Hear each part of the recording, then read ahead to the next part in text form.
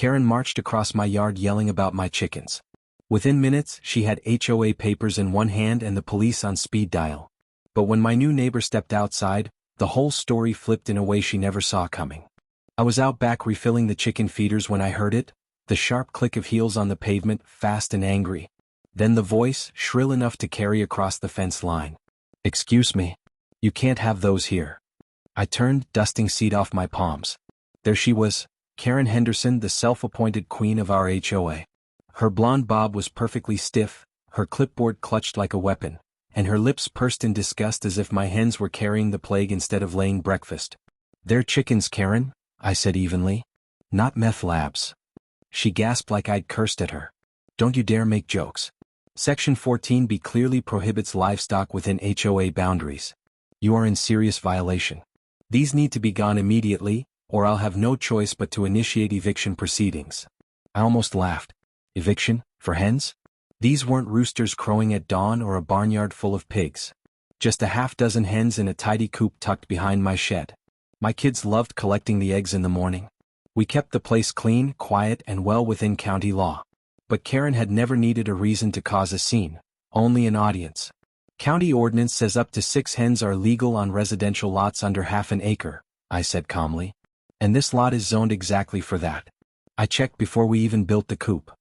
Her eyes narrowed to slits. "The HOA rules override that nonsense. I don't care what the county says. This neighborhood has standards." I tilted my head, studying her. "You mean your standards?" She flushed crimson. "The board agrees with me." "The board," I reminded her, "is you and 2 of your tennis buddies." For a second I thought she might actually swing the clipboard at me. Instead she scribbled furiously. "You'll be receiving a formal violation notice within 24 hours. Consider yourself warned. Refuse to comply, and you'll be fined every day those filthy things remain on your property." The hens clucked lazily, utterly unbothered. I envied them. "Karen," I said, lowering my voice, "they're not illegal. And if you're going to harass me, at least get your facts right." Her nostrils flared. "We'll see about that." She spun on her heel and marched down the driveway. For a moment I thought that was the end of it, another Karen tantrum, soon forgotten. But then I saw her phone flash in her hand, her voice already shrill as she dialed. "Yes, officer," she said, her tone syrupy now. "This is an emergency. My neighbor is keeping illegal livestock. Yes, chickens. Dangerous, unsanitary, totally against the law. Please send someone right away." My stomach dropped. Was she really calling the police? Over hens? I walked to the edge of the yard. "Karen, hang up. You're wasting their time." She turned her back to me, exaggerating every word into the phone. "Yes, I feel threatened. He's becoming hostile. Please hurry." Hostile. I hadn't even raised my voice. My hands trembled with anger, but I forced them into my pockets. If she wanted a fight, I wasn't about to give her free ammo. She ended the call and gave me a saccharine smile. "They'll be here any minute. I hope you're ready to explain yourself to law enforcement." I swallowed hard. I had nothing to hide, but the thought of police cars pulling up in front of my house because of Karen's lies made my chest tighten. What if they believed her? What if they cited me, or worse, what if animal control took the hens away? The minutes crawled. Karen paced the sidewalk like a cat waiting for prey, occasionally glancing toward my coop with theatrical disgust. I stood by the fence, jaw clenched, telling myself to breathe. Neighbors peeked out from their blinds. A couple even stepped outside, pretending to water plants just to watch. Karen loved an audience, and she had one now. She finally broke the silence. "You know, rules are rules. People move into this neighborhood because they expect peace and order, not barnyard chaos." "Peace and order?" I repeated. "Karen, you've called the cops on kids selling lemonade." "They didn't have a permit," she snapped. I shook my head. "What would you do if your neighbor called the cops on you for no reason? Because that's exactly what this is." Before she could respond, the distant wail of sirens cut through the street. Karen's smile widened. Perfect timing. My heart hammered as a patrol car turned onto our block, red and blue lights flashing against the tidy row of houses. Kids on bikes skidded to a stop. Dogs barked. Curtains twitched. Karen straightened her posture, holding the clipboard like a badge of honor. She stepped into the street, waving her arms to flag them down. "This way, officers," she called, her voice dripping with triumph. "Over here." I took a deep breath. This was really happening. The cruiser slowed in front of my driveway. Two officers stepped out, adjusting their belts, eyes scanning between Karen, me, and the coupe. Karen wasted no time. She rushed toward them, papers fluttering in her hands. Thank goodness you came. He's keeping livestock, chickens, in a residential neighborhood. Totally illegal. I've got the HOA violation right here. We need these animals removed immediately before they spread disease. The officers exchanged a look. One of them turned to me, eyebrows raised. Sir? Is that true? I reached for the folder I'd left on the patio table. Inside were copies of the county ordinance I'd printed months ago, just in case Karen pulled something like this. They're legal, I said, my voice steady. 6 hens, no roosters. All within county code. Karen cut in, shrieking, but the HOA rules override county law. He's lying to you. He's lying. The officers turned back to her, their expressions sharpening. Ma'am, one said firmly, that's not how it works. Karen blinked, caught off guard. What do you mean? The officer folded his arms. County and state law always supersede HOA bylaws. If he's within the ordinance, then he's not breaking the law. For once, Karen had no quick comeback. She opened and closed her mouth, the color rising in her cheeks. Neighbors leaned forward, whispering. The officer glanced at my papers, then back at Karen. You may want to be careful about filing false reports, ma'am. That's a serious matter. Karen stiffened, her composure cracking. And that's when we all heard it, the low rumble of another vehicle pulling up. Not another police car this time. A moving truck, slowing to a stop right in front of the empty house next door. Karen turned, her lips curving into a smug smile. Perfect. Another neighbor to see what kind of circus you're running here. I frowned, watching the truck's hazard lights blink. A tall figure stepped down from the cab. Karen straightened, already striding toward him, clipboard raised like a sword. Welcome to the neighborhood. I need to warn you about the man next door. He's running a farm out of his backyard. The man stopped, glanced between her and me, and said nothing yet. But there was something about the calm way he looked at her, something measured, that told me this wasn't going to play out the way Karen expected. The police officer shifted uneasily, and the new neighbor took another step forward. Karen smiled smugly and declared, "You won't want to live next to a farm." And that's when the man finally spoke. The patrol car's engine idled, red and blue lights splashing across the cul-de-sac like a warning flare. Neighbors gathered in clusters at the edge of their driveways, phones out, recording. Karen thrived on attention. She stood tall, clipboard in hand like a general about to lead troops into battle. "Officers, thank you for coming so quickly," she said, adopting a sugary voice now that she had an audience. "This man is keeping illegal livestock in our neighborhood. Chickens, disease-spreading, noisy, disgusting chickens. Our HOA strictly forbids this and he refuses to comply. I demand you take action." The taller of the two officers, a man with a close-cropped haircut and tired eyes, raised an eyebrow. "Ma'am, we'll talk to your neighbor directly." Karen shot me a triumphant glance before stepping aside, as if handing me over to the executioner. I held my folder out before they even asked. 6 hens. No roosters. Here's a copy of the county ordinance that explicitly allows backyard hens on lots like mine. We built the coop to spec with setbacks from property lines. Everything's legal. The officer skimmed the paper, nodding slightly. His partner leaned over to glance, then looked toward the coop. The hens scratched lazily in the dirt, pecking at feed, oblivious to the circus they'd caused. Karen's voice pitched higher. "You're not listening. HOA rules override county nonsense. This is a residential neighborhood, not a barnyard." The taller officer turned back to her.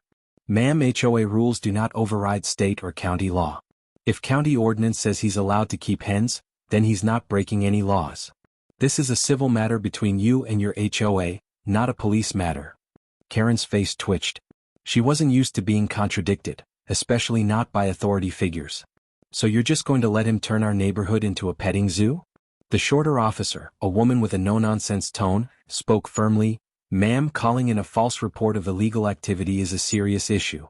These officers have real emergencies to respond to. Please be careful about how you use our time." That hit Karen harder than anything else so far. Her cheeks flushed crimson and she stammered, I didn't file a false report. I filed a concern. This neighborhood has standards." The taller officer looked unimpressed. "Standards or not, this man hasn't broken the law. There's nothing here for us to enforce." For the first time, murmurs rippled through the small crowd of neighbors. Phones tilted closer, recording Karen's embarrassment. She noticed. Her composure cracked. Her hand trembled as she adjusted her grip on the clipboard. She recovered quickly, spinning toward the crowd with exaggerated indignation. Fine. If the police won't act, then the HOA will. I'll make sure this goes before the board. He'll face maximum fines and, if necessary, eviction. I couldn't help myself. Karen, the board is just you and your two bridge partners. That's not exactly the Supreme Court. Laughter rippled among the neighbors, quickly muffled when Karen's glare swept the crowd. Her voice sharpened. This is harassment. All of you laughing at me, it's harassment. And you, she pointed at me like she was calling down lightning, will regret this. The officers shifted uncomfortably. The taller one handed my papers back. Sir, you're good here. Nothing illegal.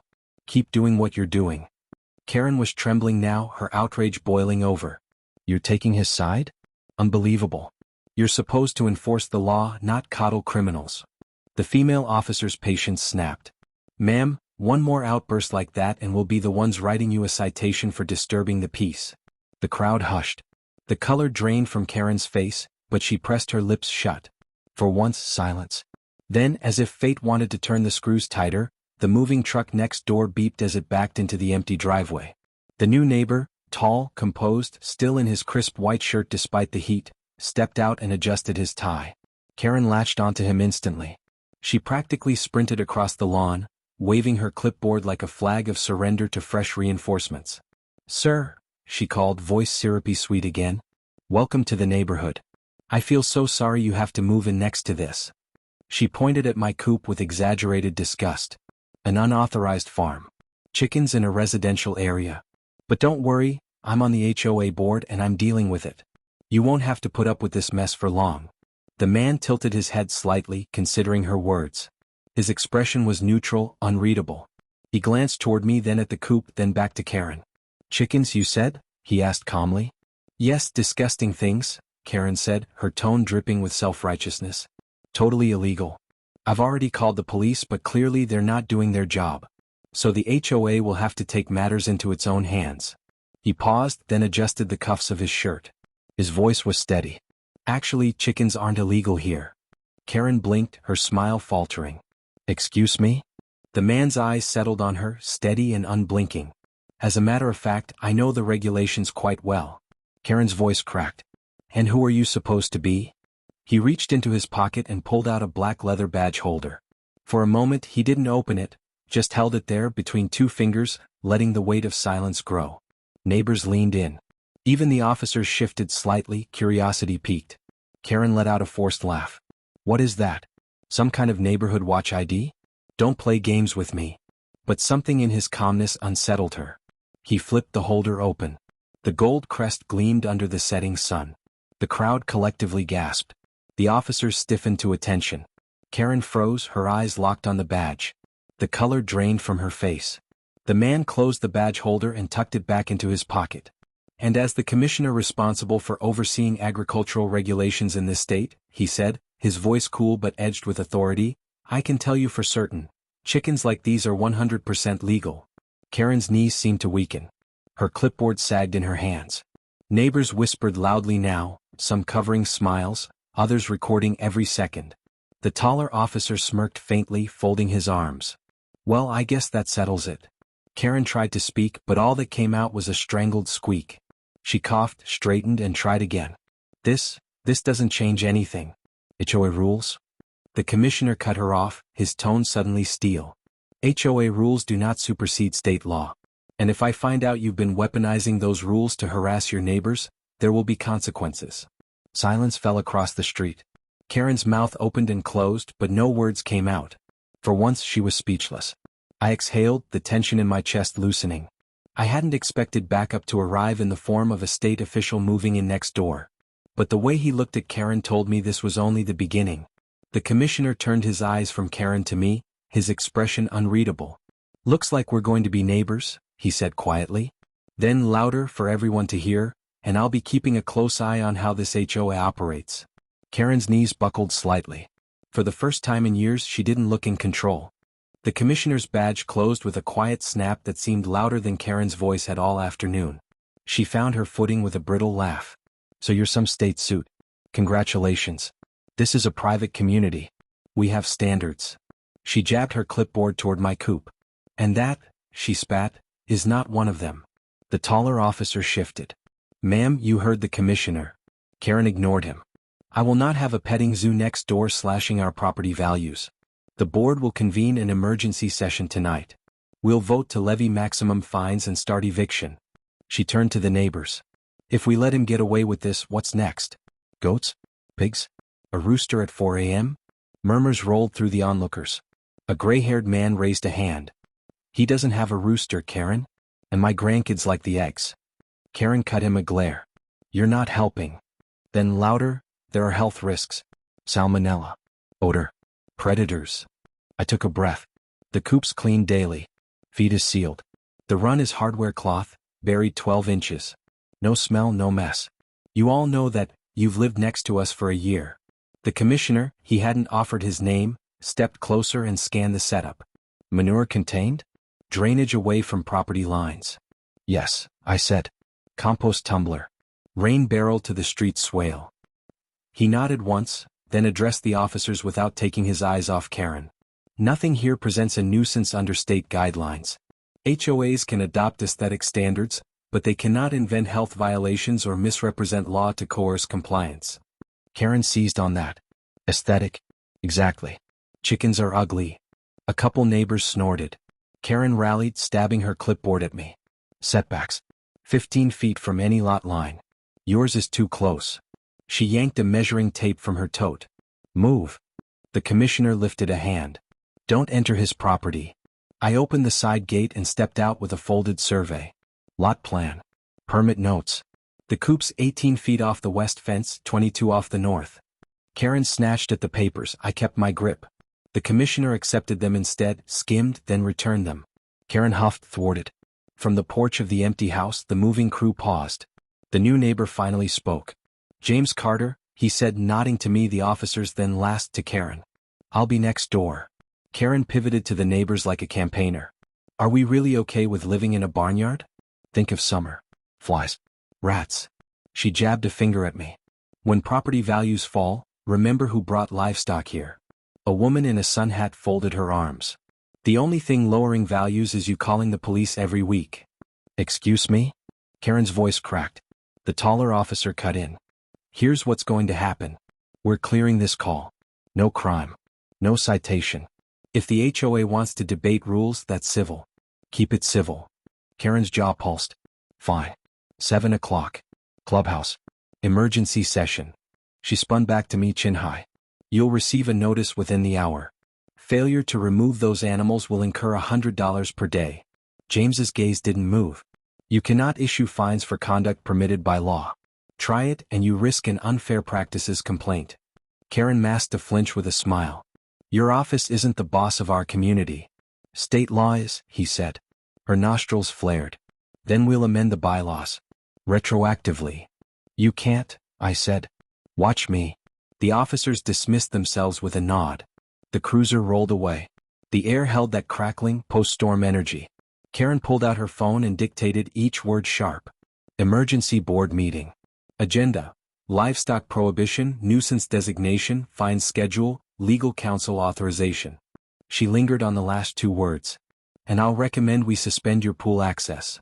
I blinked. For chickens? For non-compliance, she said. James spoke softly. If you retaliate and misrepresent health claims to justify penalties, you may expose the association to liability. He glanced at me. Document everything. I was already cataloging the afternoon, the false report, the threats, the witnesses. Believe me, I said, I will. Karen tucked the tape away with a snap.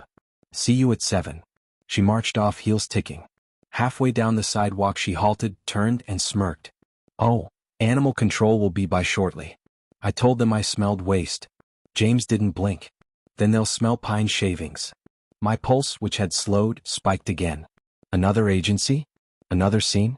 I looked at the tidy run my kids helped rake, the sealed feed bin. I wasn't worried about an inspection. I was worried about Karen's appetite for escalation. A text pinged my phone. HOA notice. Emergency meeting, 7 p.m. Attendance encouraged. Neighbors dispersed.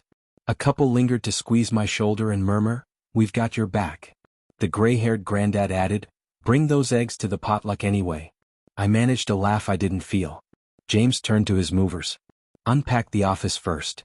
To me, mind if I take a quick look? Off the record. Please, I said, opening the gate. He moved through the yard with measured calm, checking feeder lids, waterer, drainage, compost seal, distance from the fence. Textbook, he said finally. You'd be surprised how many people toss scraps over the line and wonder why raccoons show up. You're not one of them. Thank you, I said. And welcome. Not the housewarming I planned. I hesitated. What would you do if your HOA tried to bully you after the law was on your side? Sunlight and paper, he said. Show up. Bring facts. It sounded simple enough, honestly. We looked toward the clubhouse behind hedges, quiet for now but in my mind already filling with folding chairs, crossed arms, and Karen's voice amplified by a lectern mic. See you at 7, James said. A new engine rumbled at the far end of the block. White truck. County seal. A uniformed officer stepped out, clipped an ID to her pocket and reached for a clipboard. Animal control had arrived. The white county truck's tires crunched to a stop at the curb. The words Animal Control Division gleamed in blue on the door. A woman in khaki slacks and a tucked shirt stepped down, boots clicking, clipboard tucked under her arm. Her gaze swept the gathering like she'd walked into a standoff.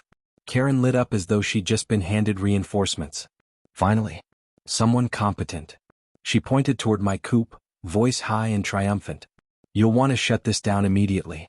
Unsanitary livestock in a residential zone. It's against our bylaws. The officer, short hair, steady eyes, didn't even look at Karen at first. She approached the gate, nodding politely to me. Afternoon. You the property owner? Yes, I said, trying to keep my voice calm. We've got 6 hens. No roosters. Coop meets county code. Here's the paperwork. I held out the same folder I'd shown the police. Karen wedged herself between us. Don't waste time on his excuses. The stench alone is proof enough. My allergies, she broke into a theatrical cough, are unbearable. The officer's expression didn't change. She glanced toward the coop, where my daughter's painted flower boxes hung neatly on the sides.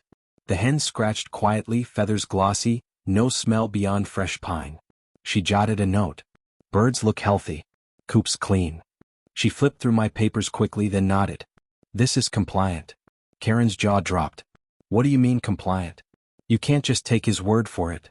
The officer raised an eyebrow. Ma'am, I'm not. I'm looking with my own eyes.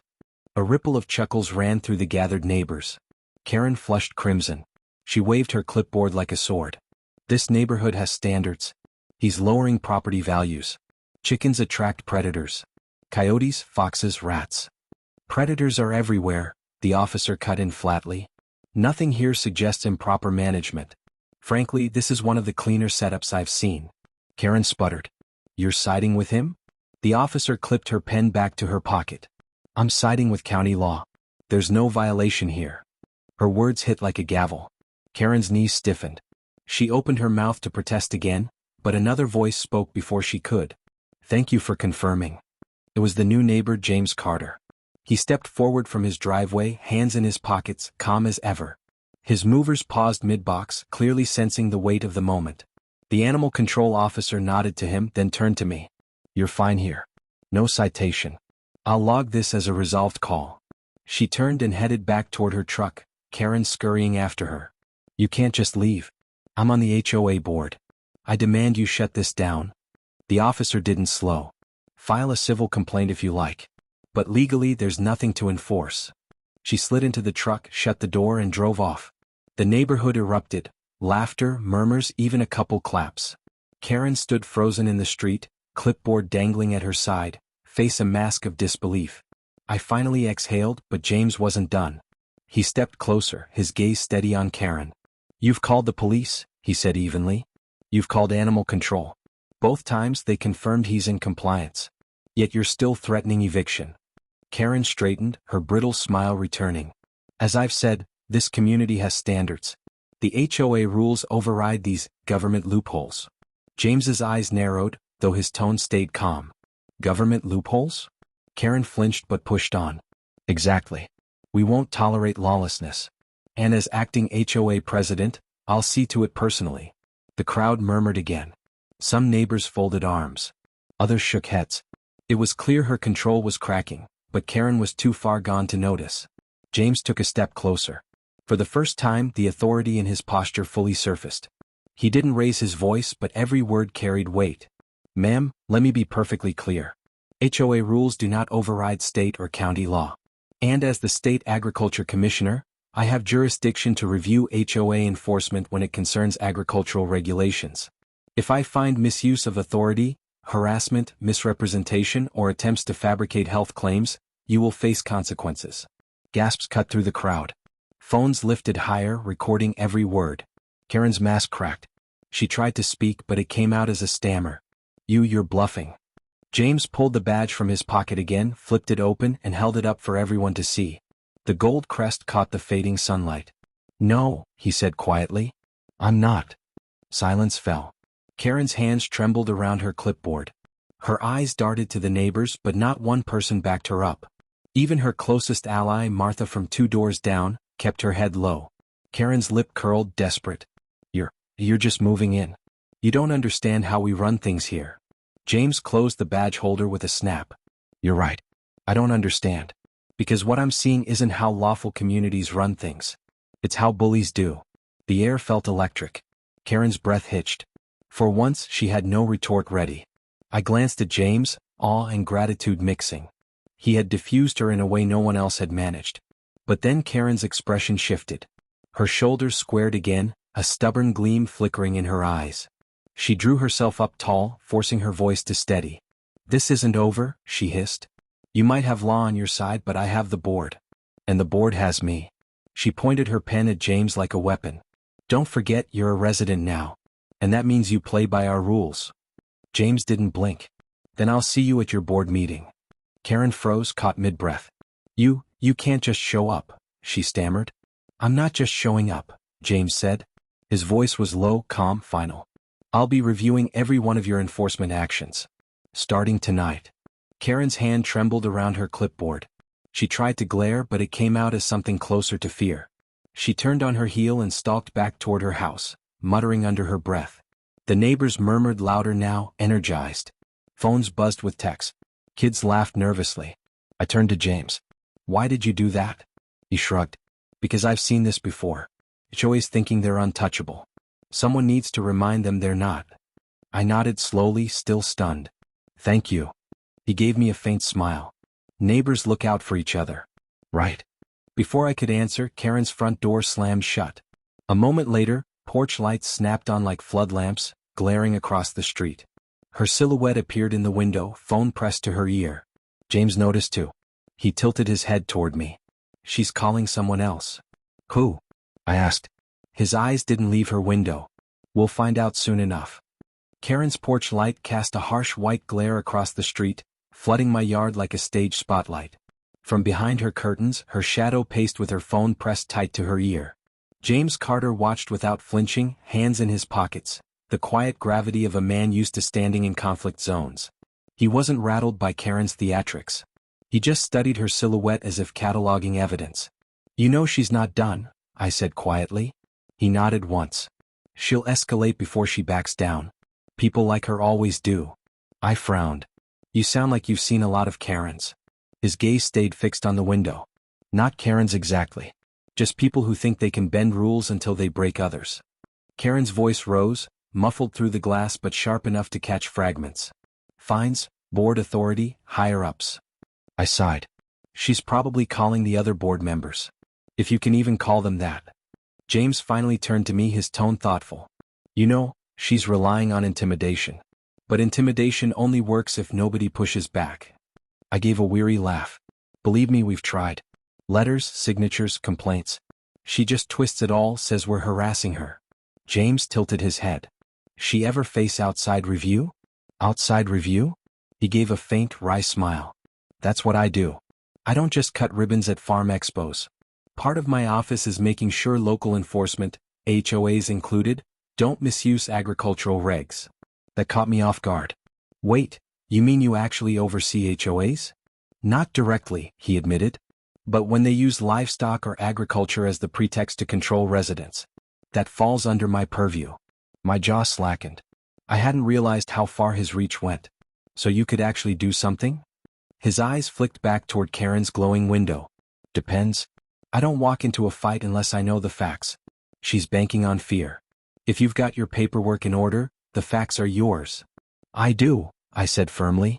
I checked zoning twice before I built the coop. I keep everything clean. He nodded approvingly. Good. Then the rest is smoke. From across the street, the curtains snapped shut. Karen's shadow vanished. A minute later, her front door flew open, and she marched down the steps with her clipboard clutched tight. Even in the glow of her porch floodlights, she looked rattled, shoulders tight, eyes narrowed. She aimed herself straight at James. Let's get something clear, she said, her voice wobbling with the effort to sound commanding. I don't care if you're some commissioner or whatever you claim. This is a private association. Our board sets the rules, not you. James didn't blink. Our laws say otherwise. Karen scoffed, stepping closer. You think flashing a badge is going to scare me? This neighborhood listens to me. I've been president of this board for 5 years. People trust me to keep order. From the sidewalk, a voice muttered, We trust you to call the cops on lemonade stands. Laughter rippled through the small crowd that still lingered. Karen spun on them, face twisted. Quiet. James spoke again, calm, deliberate.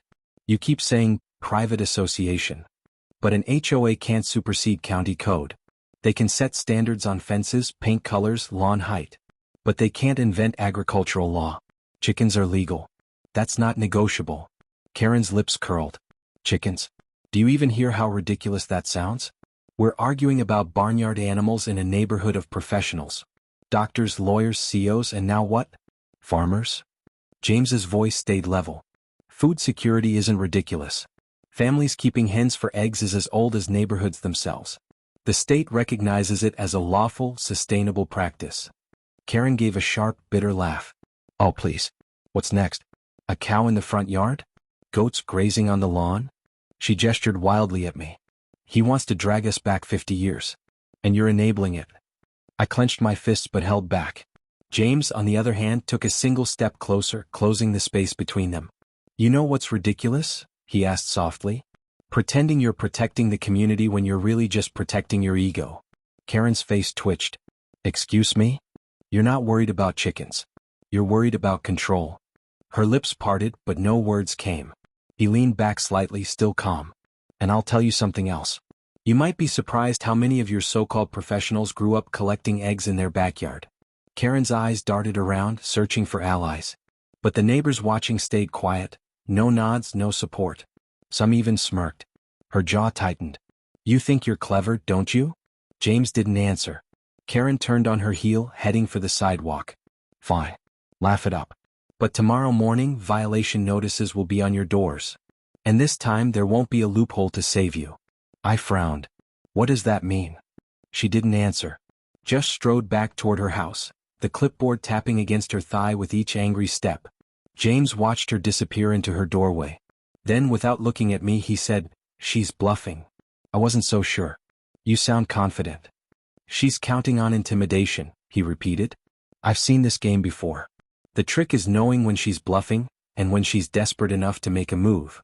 The words hung in the cool evening air. The porch lights across the street stayed blazing, like twin searchlights daring us to sleep easy. Tomorrow morning, I muttered, we'll find out. James finally turned, his expression unreadable.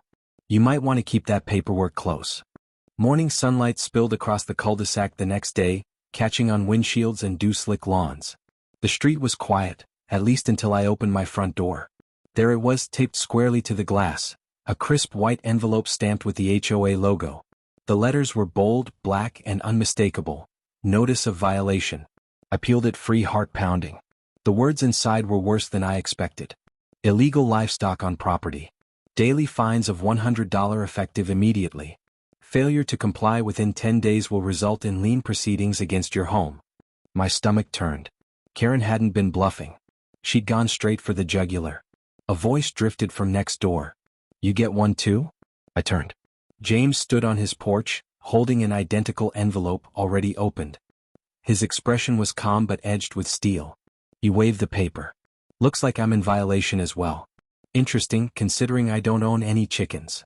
Karen's door swung open across the street. She strutted out in a pressed blouse, her clipboard tucked under her arm like a trophy.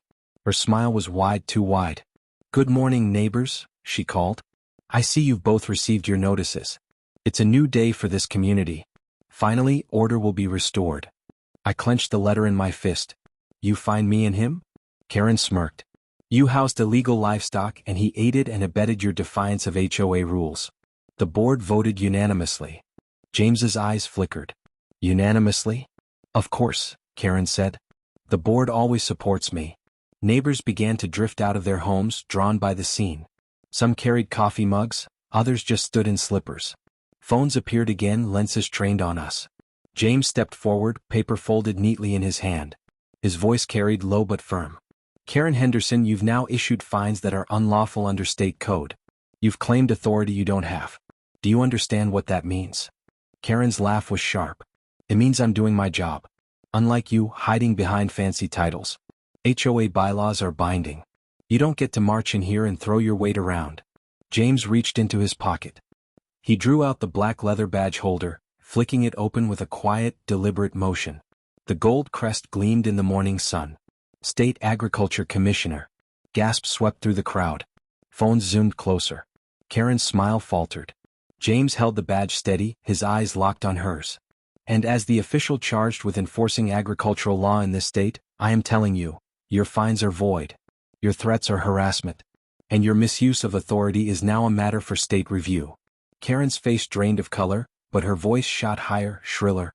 You think you can intimidate me with a shiny badge? This is a private board. You have no jurisdiction here. James didn't raise his voice. He didn't need to. I have jurisdiction over the misuse of agricultural regulations. You filed fines citing livestock violations that don't exist. That puts you under my jurisdiction.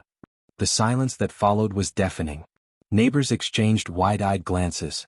One whispered, "She's done." Karen shook her head wildly, her composure crumbling. No, you can't, this isn't. James stepped closer, his tone still calm but cutting.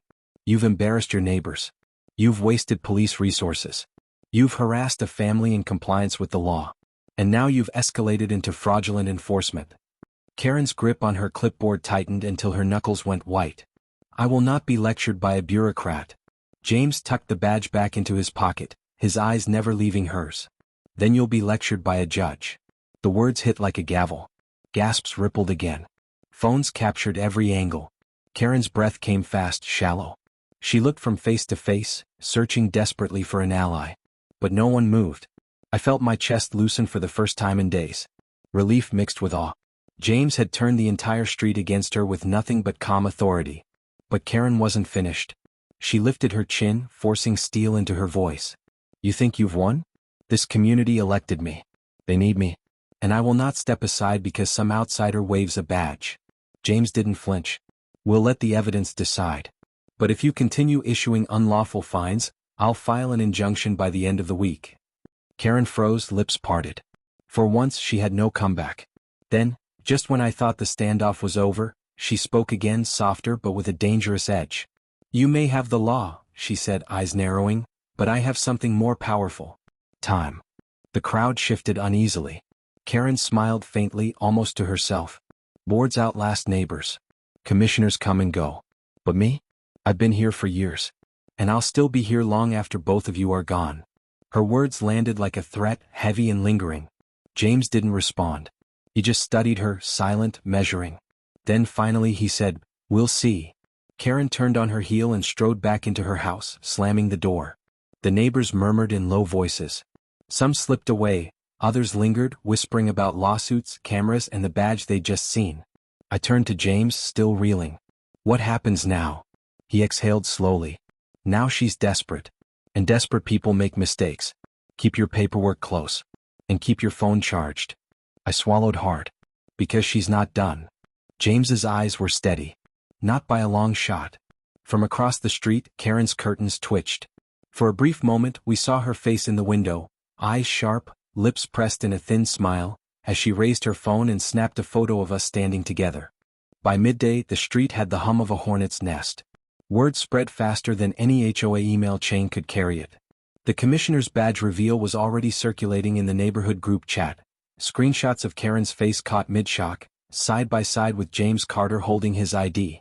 Someone even clipped the moment when he said, Your fines are void. The video pinged my phone a dozen times before lunch. Karen must have seen it too because her blinds stayed shut tight. Still, every so often I'd catch the silhouette of her pacing, her phone glued to her ear. I was sweeping the porch when James strolled over, sleeves rolled up now, less commissioner, more neighbor. But the steadiness in his eyes hadn't changed. She's rattled, he said simply. I nodded. Good. Maybe she'll back down. He shook his head. People like Karen don't back down. They double down. And that's when they slip. Almost on cue, Karen's door burst open. She marched out with her clipboard and a stack of papers clutched to her chest. Her mouth was tight, her steps clipped. Residents, she called, her voice cutting through the afternoon air. A few neighbors peeked out of doorways and porches. There's been a gross misunderstanding. This outsider, she jabbed her pen toward James, thinks he can override your elected board. But let me remind you, I have been protecting this community for 5 years. I have kept property values high. And I will not let backyard farms turn our neighborhood into a joke. A murmur rippled through the onlookers. Some folded their arms, others raised phones. James didn't move. He stood with his hands in his pockets, letting her words hang. Karen pressed on. Look around you. Do you want your kids stepping in manure? Do you want the smell of livestock every time you host a barbecue? Do you want rats in your garages, coyotes in your yards? Because that's what this man, she pointed at me now, voice trembling with anger, is bringing to your doorstep. I opened my mouth to respond, but James lifted a hand. His eyes never left Karen. Are you finished? Karen blinked, caught off guard. Excuse me? He stepped forward slowly, his tone calm but firm.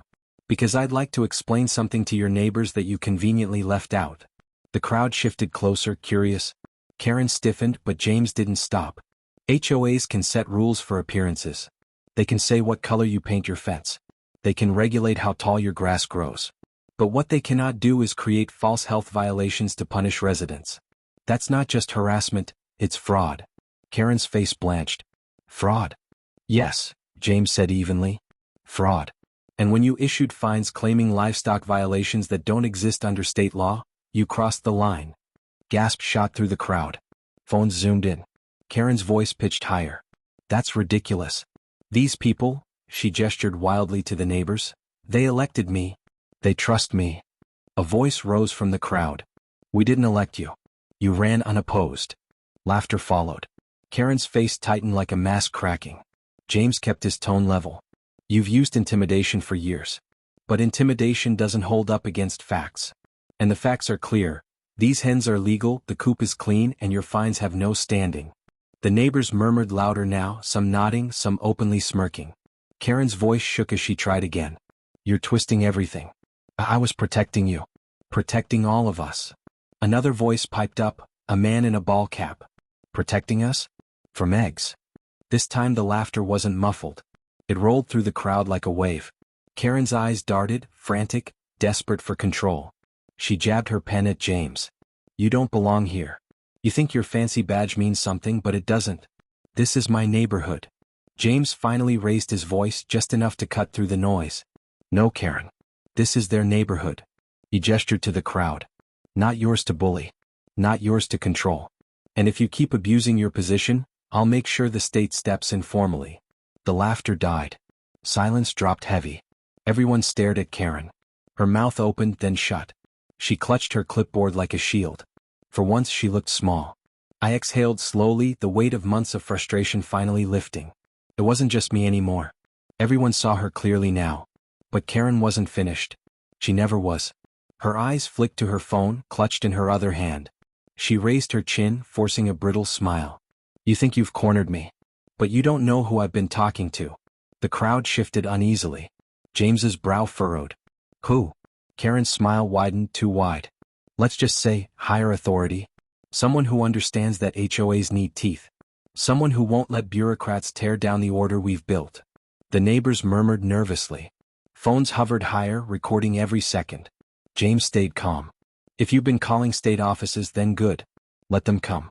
I'll meet them myself. Karen's eyes glittered. Oh, they'll come.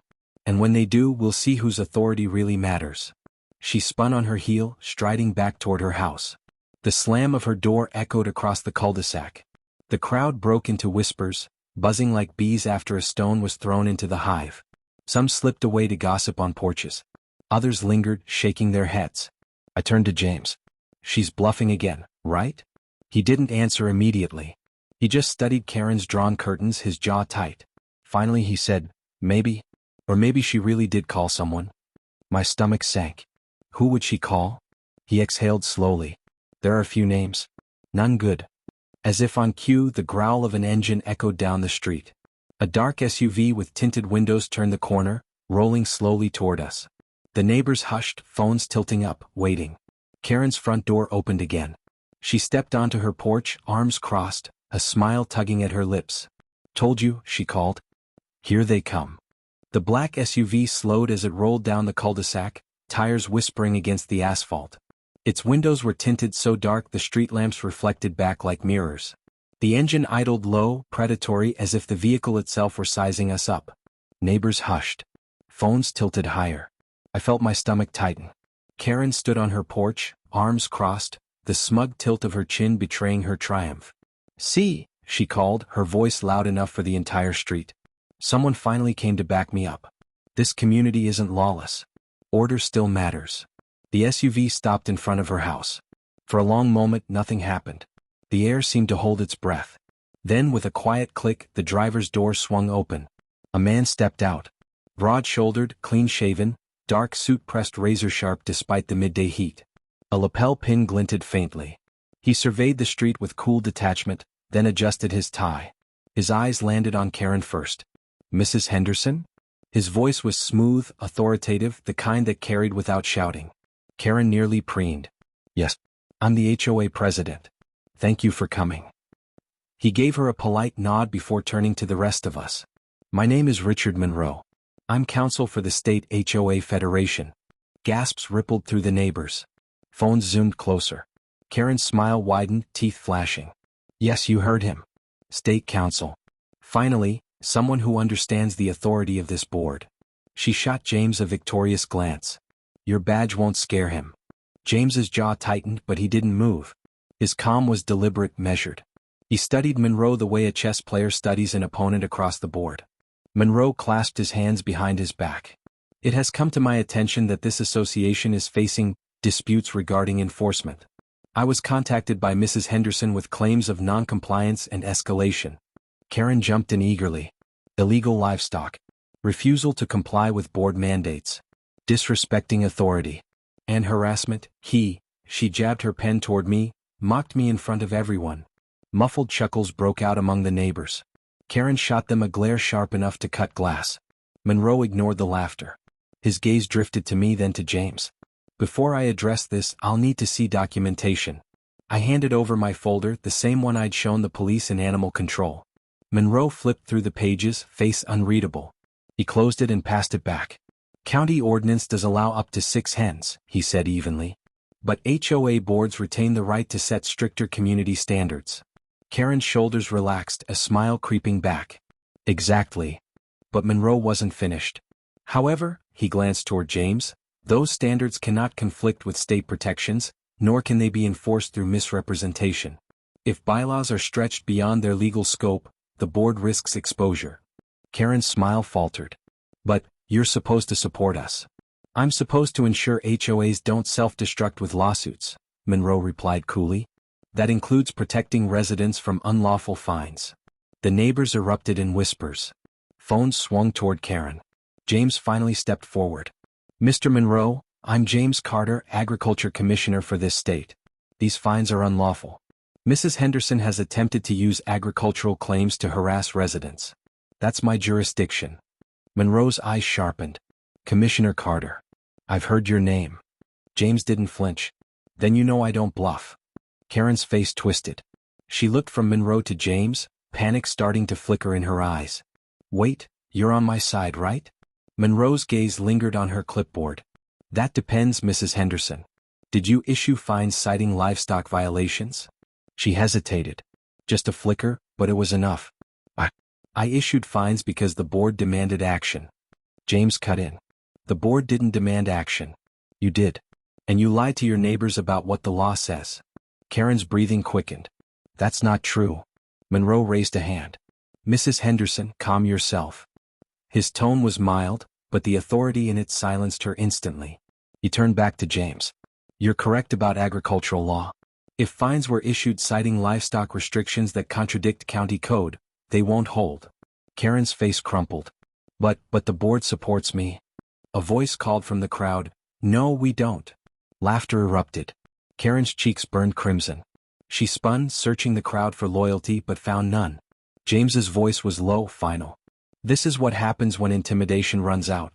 The truth doesn't need shouting. It just stands there. Karen's lips trembled. Her eyes darted toward Monroe, pleading. You can't let him do this. He's tearing down everything I built. Monroe studied her for a long moment. Then quietly he said, Or maybe you tore it down yourself. The neighbors murmured louder, their whispers no longer hushed. Some clapped softly. Others shook their heads in disgust. Karen's breath hitched, her eyes wide with disbelief. She looked cornered, desperate. And then, like a cornered animal, she snapped. This isn't over, she screamed, clutching her clipboard like a shield. You think you've humiliated me? You think you've won? I'm this board. I am this neighborhood. Her voice cracked, echoing across the cul-de-sac. The crowd recoiled. Monroe exhaled slowly, pinching the bridge of his nose. Mrs. Henderson, if you don't de-escalate immediately, I'll have no choice but to recommend a formal suspension of your authority pending review. Karen froze. Her clipboard shook in her hands. You can't, she whispered. You wouldn't. James's voice was soft but sharp. He would. Karen's eyes glistened, fury and fear warring in them. She opened her mouth, searching for another weapon, another way to claw back control. And then she found it. Her voice dropped low, trembling but vicious. Fine. If you strip me of authority, I'll show them all who he really is. She jabbed her pen at James. You think he's your savior? You don't know what skeletons he's hiding. The crowd gasped. My heart pounded. Even James's calm cracked for the first time. His jaw tightened, a flicker in his eyes. Karen lifted her phone, screen glowing. I have proof, she hissed. And when they see it, your badge won't save you. The crowd erupted in shouts. Neighbors pressed closer. James stared at her, silent, but for the first time since he'd arrived, the weight of uncertainty lingered in his eyes. The glow of Karen's phone lit her face like a campfire, wild shadows flickering across her cheeks. Her eyes gleamed with something desperate, almost unhinged. Everyone thinks he's some hero, she shouted, waving the phone high. But I have proof he's not who he says he is. The crowd murmured, restless. Neighbors shifted closer, phones trained on her trembling hands. Monroe folded his arms, his expression unreadable. James stood still, his jaw tight, every muscle coiled but calm. Karen, he said evenly, put the phone down. Her laugh cracked. Oh, you'd like that, wouldn't you? Afraid of the truth? Afraid your little badge trick won't matter when they see what I've got. She turned her phone toward the crowd, scrolling furiously. Right here. Text messages. Emails. Connections that prove he's not the savior he claims. But when she stopped scrolling, her triumphant smile faltered. The screen glowed with a jumble of screenshots, cropped images, out-of-context emails, half-legible text chains. Even from a distance they looked messy, doctored. A voice from the crowd muttered, That's it? Another scoffed. Those look fake. Karen's face flushed. They're not fake. They prove he's misusing his position. He's conspiring with developers, plotting to turn our land into. Her words tumbled over themselves, frantic, incoherent. James finally moved, stepping forward with deliberate calm. His voice cut through the noise. Enough. Karen flinched. James extended a hand. Let me see the phone. Karen hugged it to her chest. No. You'll delete it. Cover your tracks. Monroe stepped in, his tone cool but firm. Mrs. Henderson, if you're presenting evidence, it needs to be reviewed properly. Show us or withdraw your claim. Karen's breath came fast. Her hands shook as she thrust the phone toward him. Fine. See for yourself. Monroe took it carefully, adjusting his glasses. He scrolled for a long, silent moment. The crowd leaned in, breathless. Finally, he exhaled and handed the phone back. These are screenshots. Out of context. Most aren't even addressed to Mr. Carter. Karen's voice cracked. You're lying. No, Monroe said, his voice steady. You are. Or at the very least, you're grasping at shadows. The neighbors murmured, louder this time. A few shook their heads. One woman whispered, She's lost it. James spoke again, softer now, but every word sharp. Karen, you're finished. You tried the police. You tried animal control. You tried fines, fraud, and now fake evidence. Every time the truth beat you. And every time you doubled down. Karen's eyes darted wildly, searching the crowd. Don't you see? He's turning you all against me. I've protected you for years. Kept this neighborhood safe, respectable. Without me it falls apart. A man in the back spoke up. Without you it might actually breathe.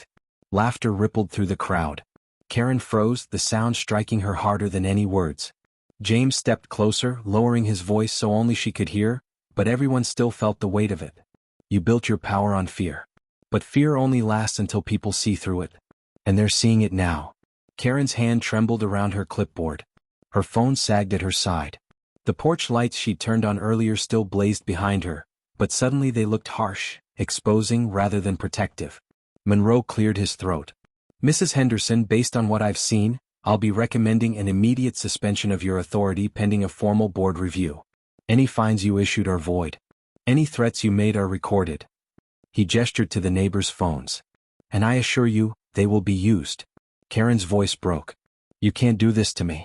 This is my neighborhood. James's reply was quiet, final. Not anymore. The neighbors erupted, not laughter this time but applause. Genuine, relieved, cathartic. The sound rolled down the street, clapping hands echoing like firecrackers. Karen staggered back, stunned by the noise, by the sight of the very people she'd lorded over turning against her. Her voice cracked one last time. You'll regret this. All of you. You'll see. She spun and stormed back inside, slamming her door so hard the windows rattled. The porch lights flickered, then went dark. For a long moment the street was still. The neighbors exchanged glances, some whispering, some smiling openly now. The tension of weeks, months, even years seemed to dissolve into the summer air. James turned to Monroe. Thank you. Monroe nodded. Don't thank me yet. She'll appeal, complain, maybe even sue. But she's burned her credibility. That's hard to rebuild. I finally found my voice. So, what now? James looked at me, then at the crowd. His expression was calm, but there was gravity behind his words. Now comes the cleanup. The board will need restructuring. New leadership.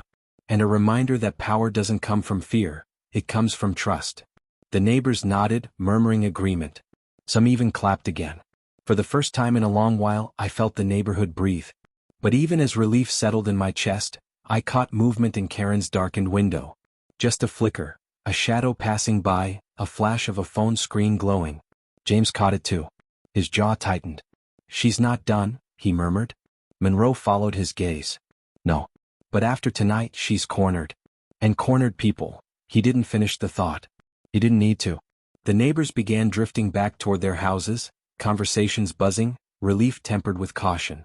The SUV door shut as Monroe prepared to leave. I turned back toward my coupe. The hens clucked softly, unfazed by the storm we just endured. For the first time their quiet calm felt like a blessing. But in the pit of my stomach, I knew Karen wasn't finished. From behind her curtains, Karen's phone screen flared bright again. This time she wasn't scrolling, she was recording. Her whisper carried faintly through the cracked window. They think they've won. But I have everything I need to bring him down. The next evening the HOA clubhouse was packed tighter than I'd ever seen it. Folding chairs lined every wall, neighbors stood shoulder to shoulder in the back, and phones hovered above heads like lanterns. Word had spread beyond our street. Residents from other parts of the subdivision came too, eager to watch the showdown. At the front, the long oak table where the board usually sat looked smaller than ever. Tonight, it held only 3 people. Karen rigid in her seat, her allies Martha and Judy flanking her. But even her closest friends avoided her eyes, their posture stiff with unease. Monroe sat near the center aisle, calm, briefcase closed neatly at his feet. James stood beside me, hands clasped behind his back, surveying the room with the patience of someone who had walked into hearings far more hostile than this. The murmurs hushed when the meeting was called to order. Karen cleared her throat, gripping her clipboard like a lifeline. Residents, she began, her voice brittle, this emergency session is convened to reaffirm our authority against unlawful challenges. Outside agitators have interfered in our community affairs, spreading lies, undermining the board and— Stop stalling, a voice shouted from the back. Applause followed. Karen's composure cracked, but she forced a smile. Please let me finish. James stepped forward, his voice steady. Actually, I'll finish. Because this meeting isn't about reaffirming power. It's about restoring trust. Karen shot to her feet. You don't get to speak here. You're not even a member. Monroe rose calmly, buttoning his jacket. He does get to speak.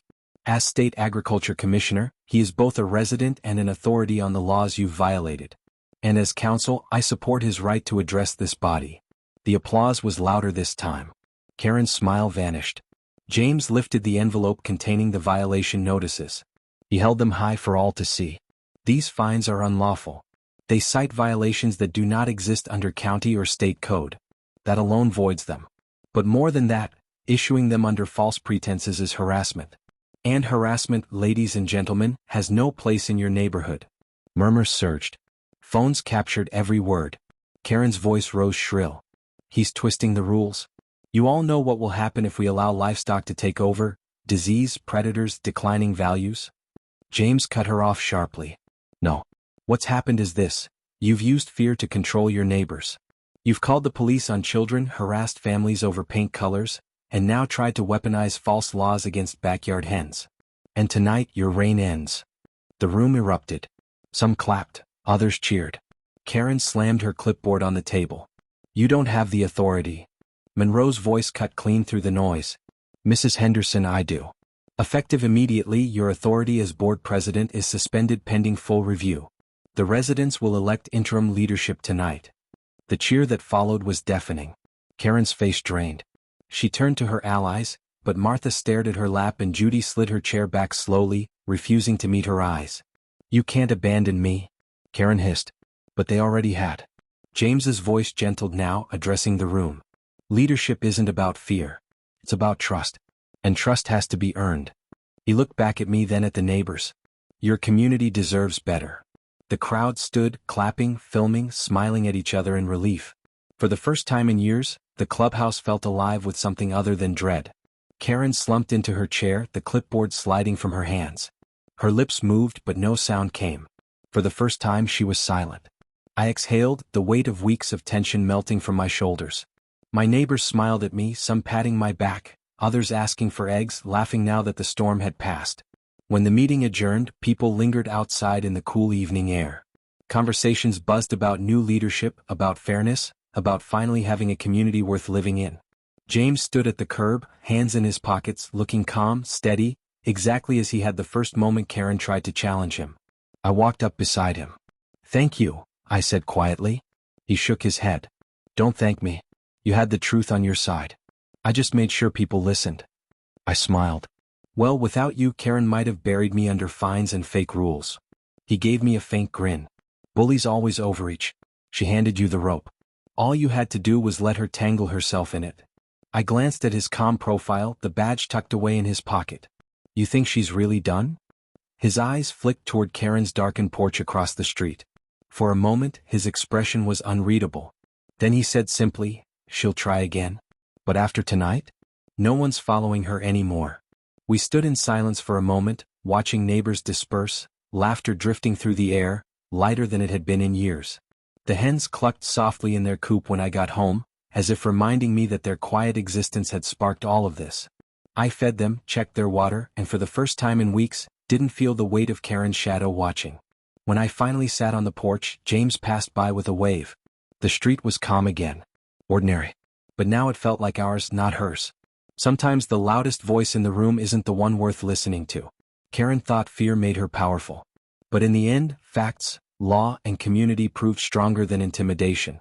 What would you do if your neighbor tried to evict you over something perfectly legal? Would you fight back or stay quiet? Let me know in the comments.